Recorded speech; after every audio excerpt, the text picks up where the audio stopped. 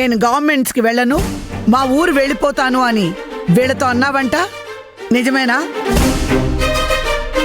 ఆనంది అడుగుతోంది నిన్నే, సమాధానం చెప్పు. అవును మేడం గారు. ఊరికి వెళ్ళిపోయే అంత సమస్య ఏమొచ్చింది నీకు? వదిలేయండి మేడం గారు, నేను వెళ్ళిపోతాను. ఇదే మాట పదే పదే చెప్తోంది మేడం.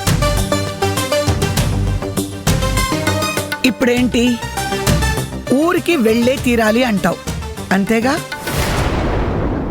వెళ్ళిపో. మేడం మీరు కూడా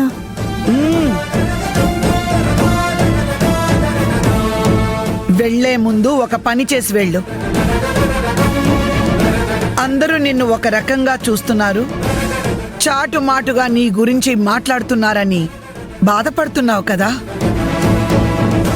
నేను ఏ తప్పు చెయ్యలేదు అని అందరికీ సాక్ష్యాధారాలతో సహా నిరూపించి అప్పుడు వెళ్ళిపో. ఊరి నుంచి ఏ ఉద్దేశంతో వచ్చావో అది నెరవేరకుండా వెళ్ళిపో. నలుగురికి భయపడి వెళ్ళిపో. కానీ అలా వెళ్ళిపోతే నీ మీద పడ్డ అపవాదం జీవితాంతం అలాగే ఉండిపోతుంది.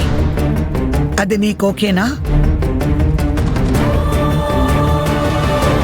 నువ్వు నిప్పు లాంటి దానివని అందరికీ తెలియజేసి వాళ్ళ కళ్ళు తెరిపించి అప్పుడు వెళ్ళిపో.